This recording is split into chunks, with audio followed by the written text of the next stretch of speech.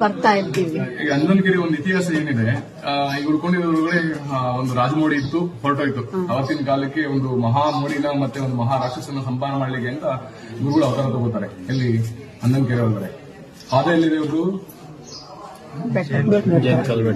ಇಲ್ಲಿ ಗದಿಗೆ ಇದೆ.